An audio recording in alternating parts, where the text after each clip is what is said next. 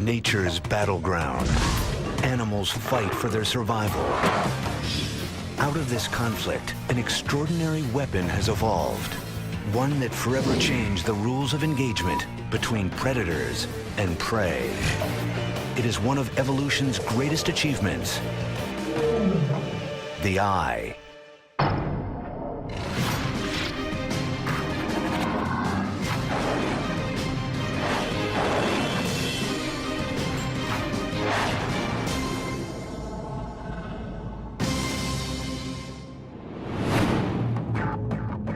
The animal kingdom encompasses millions of species, and more than 95% of them share a common trait: the power of sight.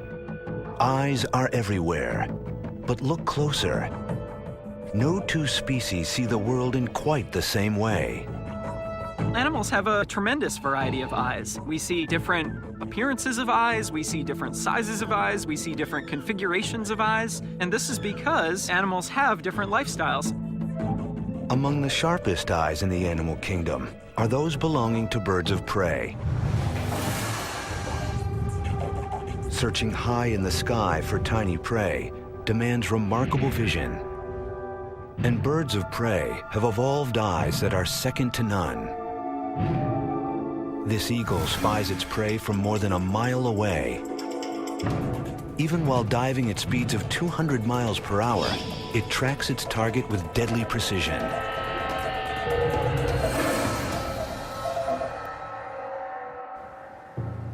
The secret to the eagle's success? The anatomy of its eye. In most cases, the larger the animal's eyes, the sharper its vision. And the eyes of the eagle are huge. Eagles are 100 pounds lighter than we are, but their eye weighs the same as ours. Size is just for starters. The back of our eye has 200,000 light-capturing cells per square millimeter. The eagle's has 1 million, providing 5 times the image resolution. Its lens is flatter and placed farther away from the retina than ours. The result? A gaze as sharp as a telescope, magnifying its helpless prey to 3 times what our own eyes can see. What force drives the development of such a remarkable innovation? Evolution. The sparks of evolution are tiny, random genetic changes. Every once in a while, there's a little mistake made when the DNA is passed on from generation to generation. And those mistakes are called mutations. And sometimes the mistakes cause problems, other times they create new opportunities. Mutations that boost survival and reproduction are favored by natural selection. Species that can't adapt disappear. 99% of all species have gone extinct over time. The survivors are equipped with mutations that have given rise to uniquely powerful traits. The eagle has evolved one of the most powerful eyes in nature, but it is just one of the many different types of eyes that have evolved over time. Animal eyes are an excellent example of convergent evolution. All the eyes on different animals across the planet today did not evolve from the same ancestral eye. In fact, eyes have evolved numerous times in different lineages. Remarkably, evolution has used the same basic genes to build the eyes of creatures as profoundly different as flies, squid, and humans. Research points to an origin for these building blocks of all vision 600 million years ago. The Earth's oceans are calm. There are no monstrous predators to contend with, no creatures armed and ready for combat. Sea life is simple. Animals come in 2 sizes, small and extra small. They're soft, with little protection, and they have one speed, slow. But it is here that one group of creatures took a dramatic step toward vision. These pioneers are long extinct, But one of the oldest living lineages of animals still swimming in today's oceans provide a peek into the past. Jellyfish. Biologists Alex Goodell and Chad Widmer of the Monterey Bay Aquarium are on the hunt for a test subject. Go get him. One that can give them insight into the roots of vision. Oh, yeah, that's a nice looking one right there, yeah. This is Polyorchis, more commonly known as the bell jelly. The anatomy of this delicate creature is about as simple as animals get. It has no skeleton, no heart, and no brain, just a loose network of nerves. But it has a crucial innovation that its survival depends on. A ring of small dark spots line its base. Light-sensitive organs called eye spots. We can only imagine what these most basic of eyes can see. Vision for them is very different than for us because we are able to form images quite well and they aren't. So it's kind of more of a blurry world for them than for us. Scientists don't know why the distant ancestors of modern jellies evolved light-sensing cells when they did. But Goodell can show how they have helped jellyfish survive for 600 million years. She has designed a simple experiment showing how bell jellies use light detection to their advantage. I'm interested in seeing if different animals that don't form images can see different colors if they respond to different wavelengths of light. Goodell subjects the jelly to light waves that it would find in its natural environment. First, she hits the jellyfish with a dose of green light. On cue, its body goes limp and drifts to the bottom of the tank. See, the tentacles are getting longer. Oh, yeah, yeah. So you can definitely see when they're relaxing. Tentacles extend, they pulse less frequently. The green light usually makes them appear to relax. They usually will drop down to the bottom and their tentacles will extend and their bell pulse rates will decrease. Why does green light put the jelly so at ease? It's the wavelength of its home turf, the ocean floor. They usually spend most of their time on the bottom where they would naturally be getting a lot of green light. They find most of their food on the bottom, so they're used to being in this type of light. Goodell then switches things up. Purple light fills the tank. Suddenly, the jelly pulses wildly. When I flip on the purple light, the jellies seem to go into this escape response. Their tentacles shorten up and their bell pulse rate increases. It's a reaction akin to us fleeing from a fire. To the jelly, purple light means one thing. Injury, or even death, might be imminent. The reason is simple.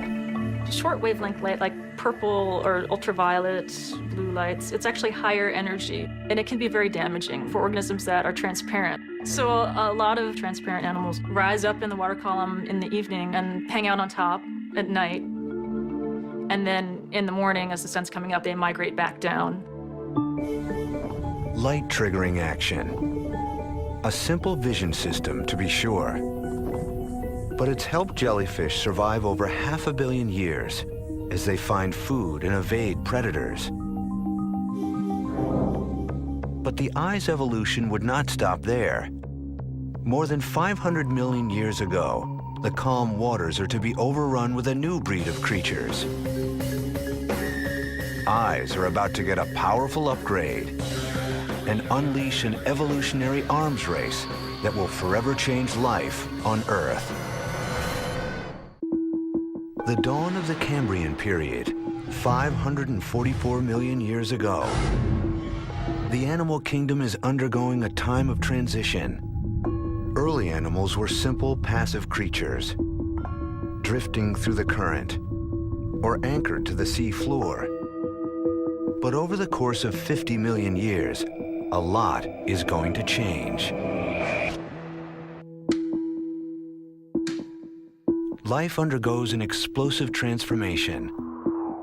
Thousands of new species burst into being, including the oceanic ancestors of dinosaurs, elephants and humans.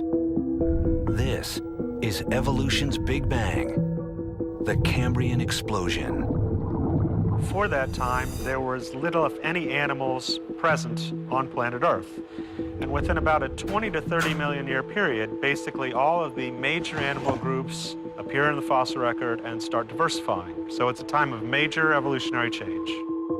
Scientists like Bruce Lieberman are discovering ancient clues about why the explosion happened. This really is one of evolution's big unanswered questions. Darwin talks about the Cambrian explosion in The Origin of Species back in 1859, and he was puzzled by how quickly organisms appeared. We'd like to know what were the triggers that caused this real explosion of life.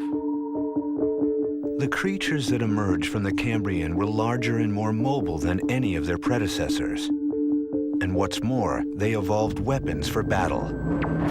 An important aspect of the Cambrian explosion is that it is an evolutionary arms race. For the first time, creatures evolved the natural weapons they still use on today's battlefields: jaws, claws, body armor, and most critical of all, Eyes appear. They're obvious, they're there, and there's no evidence for complex eyes before this Cambrian explosion. these eyes are the first type to appear in the fossil record. Compound eyes. The invention of a group of arthropods called trilobites. Arthropods are joint-limbed animals that today include things like crustaceans, insects, spiders, and so on. The compound eye is a type of eye that's possessed by these arthropods. On closer look, it's clear that these eyes are nothing like our own. So you can see these two round structures on the head, and when you look at them in detail, you can see small circular bodies in a series of rows. Each row has several of these circles, and when we look at them, you can recognize that these are eyes with many lenses. Trilobite eyes are one of the earliest results of the animal kingdom's most feverish arms race. Coincidence? Or was the evolution of more powerful eyes the spark that triggered the Cambrian explosion? Eyesight is part and parcel with predation and things avoiding predators. So if there were not the development of eyes, you might have had some of the sparks of the Cambrian explosion, but I don't think you would have had the full bang. Just how did the trilobite manufacture an eye of such complexity? They took advantage of the materials at hand. Their eyes are made of rock. This rock is calcite, and in fact, it's the same rock or mineral that makes up the trilobite eye. Trilobites secreted this mineral from their skin to form both their rigid shells and equally rigid eyes. That's what their skeleton was made of. They had to evolve an eye out of this substance. So it means we've got a beautiful record of what their eyes looked like. Without calcite, trilobites would be not only naked, but blind. These crystal eyes represented a major advance from the simpler light-sensing cells that came before, and likely gave trilobites a supreme survival advantage. The eyes present before the Cambrian explosion would have been nowhere near as complex as the type of eye that you'd see in a trilobite. The compound eye would have allowed them to better track down prey or find dead carcasses of things to eat. True visionaries, trilobites diversify and endure for nearly 300 million years before a mass extinction event wipes out the last of their species. But other arthropods survive, and one group takes the compound eye to new heights.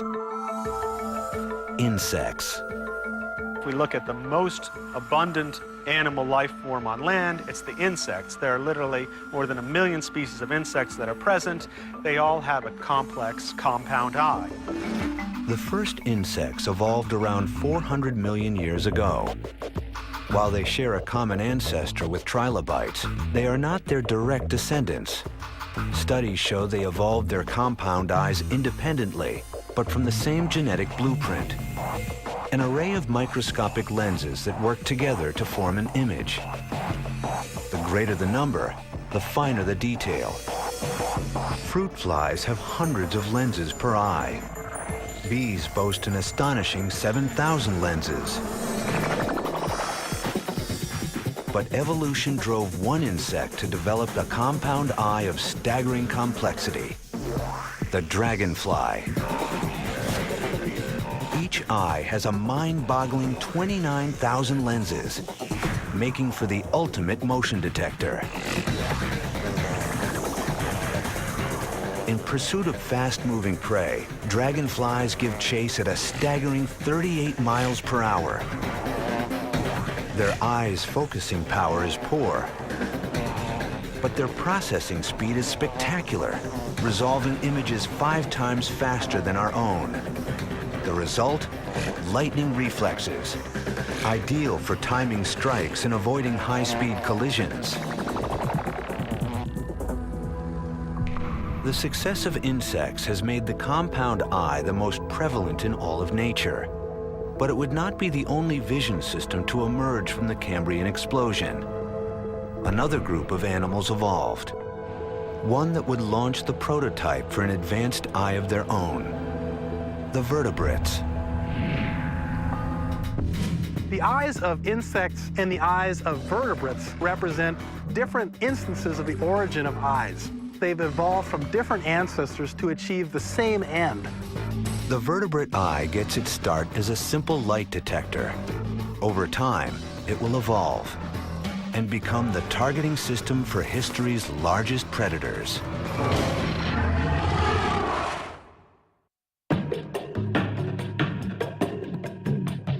When we look at Earth's creatures, we find that many of them look back with an eye akin to our own.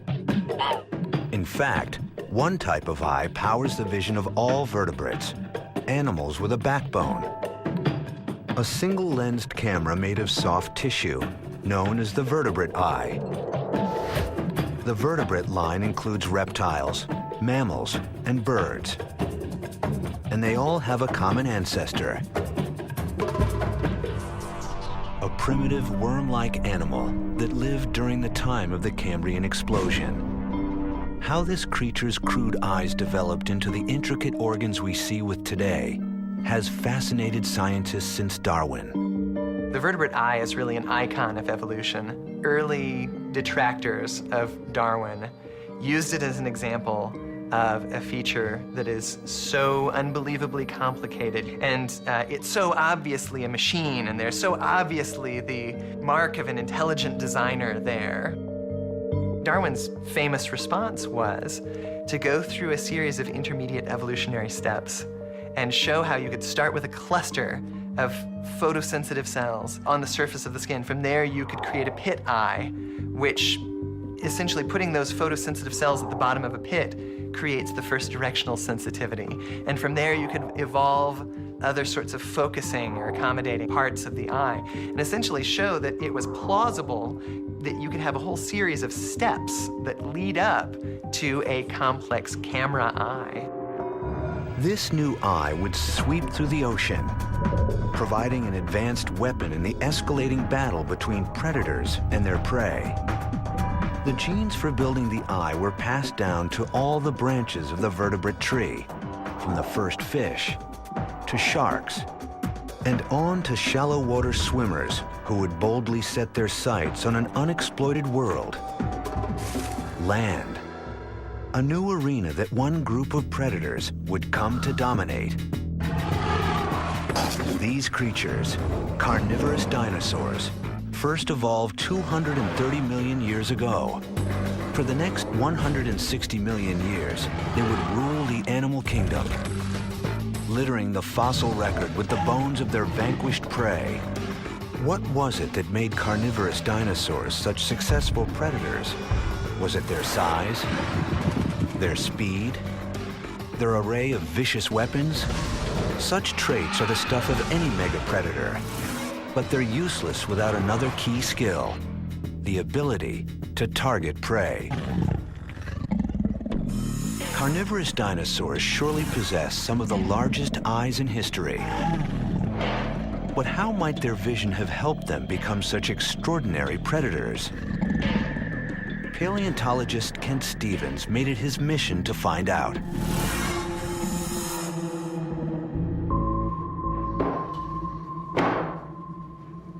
Very interesting to know what it was like to be a dinosaur.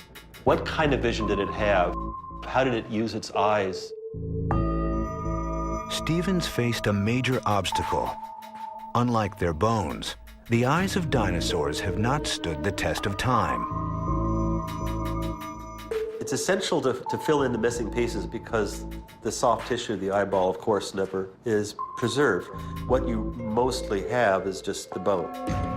Stevens used the bones to make scale models of dinosaur heads. These models would serve as a window into dinosaur vision. What I came up with is a way to estimate how well the dinosaur could look out into the world by my looking at the animal. Stevens devised a novel way to make his dinosaurs see. Lasers. The beam lit up the eye, allowing Stevens to plot its line of sight. When the illuminated eye became obscured by the creature's brow or snout, Stevens had reached the limit of what that eye could see. I decided I will trace those lines of sight on an intervening glass between me and the animal, where if I couldn't see it, it couldn't see me. By mapping the lines of sight of both eyes, Stevens could calculate their degree of overlap.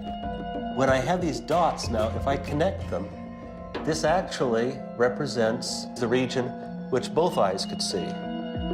The area where Stevens's markings overlap is known as the binocular field of vision. What advantage does binocular vision provide? Binocular vision, seeing something with two eyes, is very good for making fine depth judgments. If you have two eyes and you can simultaneously focus on an object in space in front of you, your brain can do a little bit of trig and decide exactly how far away that object is. How would this aid a predator? Imagine a large dinosaur whose two eyes face to the side, resulting in two fields of view that don't overlap. This makes it difficult for the creature to see an object as distinct from its background and to gauge the distance to it. But if its eyes face more forward, their fields overlap, providing a degree of binocular vision. Suddenly, it's a 3D world. Engaging distance to a target is no longer a problem. Stevens knew if he could work out the binocular vision of carnivorous dinosaurs, he could determine how they hunted their prey. He trained his sights on the most iconic member of their group, Tyrannosaurus rex. With 13-inch canines, this 6-ton beast was certainly armed to the teeth. But did T-Rex have the targeting system to back up its bite? T-Rex had 55 degrees, which is very substantial binocular overlap, as much as hawks. Stevens concluded that this vision system allowed T-Rex to target its prey at a distance and pursue it on the run. That certainly would have selective advantage toward being a better predator. You can just stay locked onto your target, and the amount of overlap could allow you to see how the world is moving as you're moving forward. 3D vision was a vital part of T-Rex's arsenal. And looking at skulls from different points in the animal's history, Stevens found it evolved even better 3D vision over time. Its snout narrowed and its cheeks hollowed out to allow for increasingly forward-facing eyes. These animals reshaped their heads evolutionarily for a purpose. You see this steady progression toward more and more binocular vision, so it must have been of advantage to the animal. With forward-facing 4-inch diameter eyes, T-Rex's vision likely ranked among the most detailed in the animal kingdom. But as Stevens discovered, not all carnivorous dinosaurs could hope to follow T-Rex's lead. This is Allosaurus. He was the top predator in the late Jurassic. This animal has very lateral-facing eyes. And not only that, but there's a whole structure here along the top of the snout of this animal, which completely obliterates the view from the left eye to the animal's right and vice versa. So this animal has essentially blinders on it that keep it from being able to have a very wide field of view. Allosaurus turns out to have about 20 degrees of binocular overlap. How could a dinosaur saddled with blinders be a top dog of the Jurassic? It turns out less binocular vision led Allosaurus to assume a craftier mode of predation. modern predators that have so little overlap between the two eyes, you tend to find that they are ambush predators, like a modern crocodile. One of the important aspects of an ambush predator is to be able to have surveillance and awareness of what's going on around it. So the idea of lateral-facing eyes is completely consistent with an ambush predator. They basically wait until the meal comes to them. They have a task of judging whether the time is right to lunge and try to take out the prey.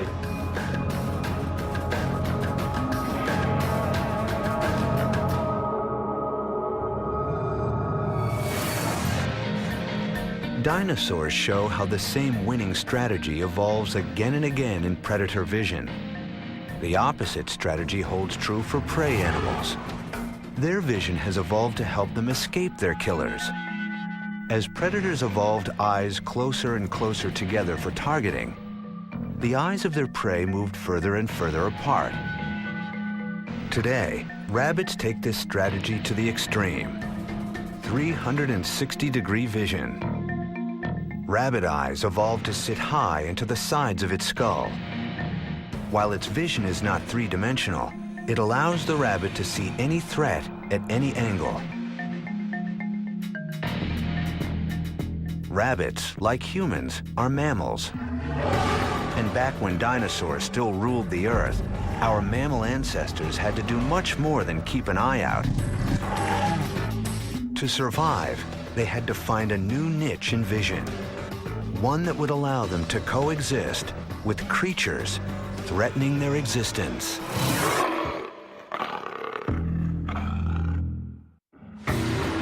100 million years ago, dinosaurs rule the Earth. The odds are stacked against any animal competing with these mega predators, especially for the evolutionary newcomers, the world's first mammals, pint-sized animals not much larger than mice. When the dinosaurs were running around, there were also mammals. But the only mammals that were around were very small, they'd fit in the palm of your hand, and they were just trying to keep out of the way of the dinosaurs. For mammals, the era's underdogs, it was either scurry or be squashed. These tiny creatures adapted to an unexploited niche, the nighttime, and evolved a vision system that could thrive in the dark. Night vision, a triumph of eye evolution and a trait essential for survival in many mammal species today. Many varieties of modern mammals also see well in the dark, and many of them are also nocturnal. And in some cases, at least, this is probably left over from their evolutionary heritage, as small mammals hiding in the shadows of dinosaurs, emerging at night, and feeding. What changes did evolution make to the eyes of nocturnal animals? That's a question Chris Kirk is trying to answer. I tell my friends it's one of those things that you would have expected that somebody back in the 18th century went around collecting eyeballs. But to my surprise, when I started looking for data on just the gross anatomy of the eye, there was very little that had been published. And so spent, about a year and a half collecting eyes. Kirk uses his extensive collection of eyeballs to study the mechanics of night vision. By putting his subjects eyeball to eyeball, he's able to compare them and see how their anatomy has evolved to deal with the dark. What's the difference between the eye of a day-active monkey called a marmoset and a night-active fat-tailed dwarf lemur? It's the size of their corneas. The cornea is the window to your eye. It sets the ultimate limit on how much light your eye can gather.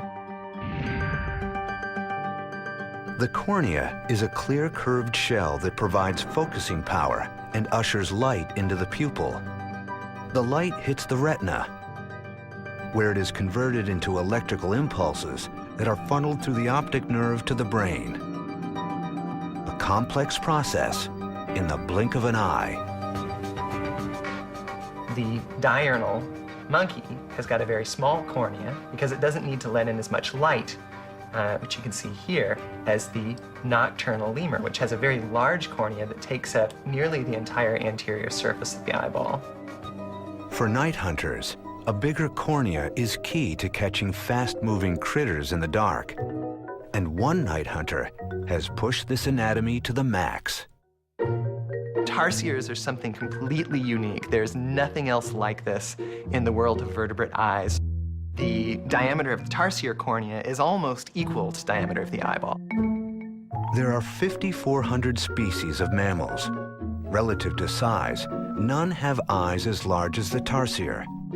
At 6 inches tall, it's one of the world's smallest predators. But its surveillance system outsizes the competition's. So tarsiers need both highly sensitive vision and acute vision. One of the only ways you can get this is to build a bigger and bigger eye, and that's exactly what tarsiers have done. How big? Try bigger than its own brain.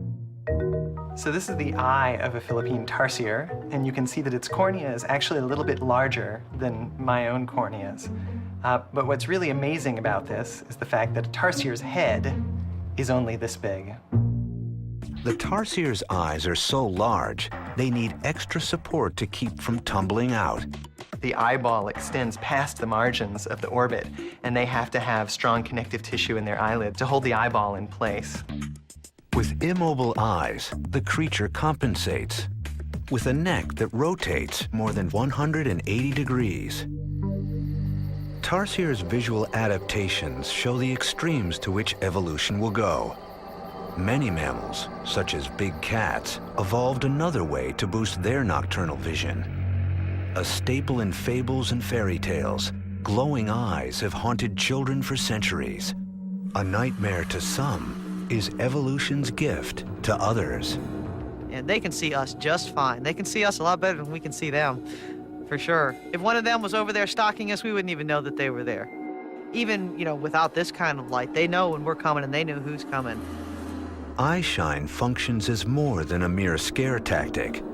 It's an adaptation that has made cats spectacularly successful night hunters. These guys, they're very active at night, and in fact, you can hear them making their noises, particularly the lion when he starts to roar, even at this hour, high-kiki. Also, the eyeshine, not only can they see their prey better, but also I think it makes them more intimidating to any other predators that are out there. The source of the eyeshine is buried deep in the anatomy of the cat's eye. Hold on to your hat. Kirk's careful dissection reveals its inner workings. First, the retina. Then, the light-sensitive tissue lining the back of the eye. This area is known as the tapetum lucidum. Tapetum lucidum is Latin for bright carpet. So it's the bright carpet in the back of your eye behind your retina. So how does the tapetum work? In your eye, or my eye, there's a black pigment behind the retina that absorbs the light so that it's not scattered. But in species with tapeta, any light that's not absorbed by the retina bounces off the tapetum, the mirror behind the retina, and essentially has a second chance to be absorbed. So you've got twice the chance to absorb every incoming photon of light that your eye captures. On the rebound, some of the light shoots back out of the eye, resulting in a glowing effect. For cats, this mechanism yields extraordinary benefits. They require only 1/6 of the light that humans need to be active in the dark. I think of the tapetum as just this marvelous adaptation. It's such an elegant solution to a pretty straightforward biological problem. And, putting a mirror behind your retina to increase sensitivity, what could be simpler? Cats were far from the only mammal group to evolve such an ingenious solution to night vision. Other species would reach the same result entirely on their own. But I think really the most interesting thing about the evolution of the tapetum lucidum is that it's such a good solution to this problem of enhancing sensitivity that many, many different groups of mammals have arrived at this same solution independently. What about us? Even though we are mammals, we struggle to see clearly at night. That's because 30 million years ago, our ancestors shifted from the night to the day. When these monkey-like creatures moved to a new niche, they would evolve eyes that could see the world like never before. The human eye, able to decipher 2.3 million colors with speed and precision that makes a computer look slow. Our color vision is superior to that of many other mammals, who must get by with far less. To a dog, the world is virtually devoid of color. Only a small number of species, including our primate relatives, can see a full range of yellows, blues, greens, and most significantly, reds. But such adept color vision does not exist in the earliest primates. Its evolution has its roots in the aftermath of a mass extinction. About 66 million years ago, a gigantic asteroid caused the extinction of all non-avian dinosaurs and paved the way for the rise of mammals. After the dinosaurs disappear, mammals radiate. All of a sudden, they start diversifying, and one group of mammals is the primates, and they go straight for the trees. Once primates settle into the forest canopy, they evolve into new species. One of those lineages becomes day active, the ancestors of today's monkeys, apes, and humans. They evolve a new adaptation in their eyes not seen in earlier species, an expansion of their color vision. A standard range of colors consisting of blues and greens now include red. Why would primates need to see red in their new world? For clues, biologists look to primates today. Howling monkeys are this wonderful, unique animal that may give us some insights into our own evolutionary past. Biologist Nate Dominy has spent his career researching primates as a means of understanding our own evolution. They're almost like a time machine for looking at what the ancestral monkey in Africa and Asia might have been like. We might get clues to what its diet was like, its social behavior, its anatomy, and that ancestral animal was the one that gave rise to all subsequent monkeys and apes and ultimately humans. Dominy wanted to know why natural selection favored improved color vision in our ancestors. What did they gain by evolving to see the color red? Dominy went on a year-long journey to study primates in their natural habitats. Part of my PhD research was to go to Africa to study monkeys with different diets and to study chimpanzees and to see if there was some sort of common or unifying food item that they might have all turned to that might explain why these monkeys all routinely share a very similar type of color vision. Dominy scanned the rainforest canopy for test subjects, hoping to capture leaf samples from where the monkeys had stopped to eat. But he had a problem. What a monkey eats was high above his reach. It's challenging in the rainforest in particular. When an animal is at the top of that tree eating something and you want the sample, there's not many ways to get it. Left with no other choice, he had to take up arms. We use this very stout, handmade slingshot from Panama that fire small pebbles up into the canopy and leaves will come down. And it's a great way for sampling the types of foods that primates might eat. After collecting and packing up the key samples, Dominy's real work began. Using an instrument called a spectrometer, he recorded the color of each leaf he had gathered in the field. You see that peak in this green spectrum? So that's telling you that this is a green leaf. Now you see how, compared to that last one, this is peaking much more here in this orange region into the red region. Nate's data yielded a remarkable discovery. Not only were the monkeys eating red leaves composed the majority of their diet. It turns out the redder the leaf, the younger and more nutritious it is. Old, mature leaves, they're green leaves, they are tough, they're full of toxins. They're generally leaves you want to avoid. So primates in general tend to go for the youngest leaves possible. And if those young leaves also have a color cue that distinguishes them from mature leaves, then it may be advantageous to evolve a mechanism for detecting those young leaves. To primates, red wasn't simply another color.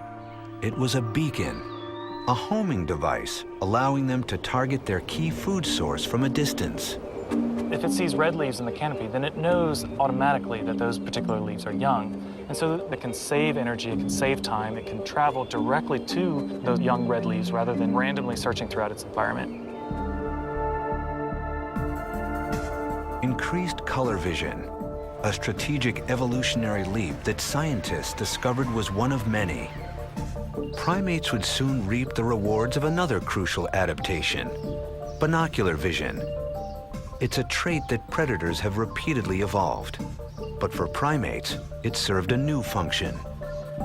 Primates have eyes at the front of their head, but they're not predators, so why would they do that? Great thing about having two eyes pointing the same direction is you get depth perception. If you're going to jump from one tree and try to land on another tree, depth perception is a really good trick to have. Over time, primates evolved a binocular field of vision of 60 degrees, on par with birds of prey.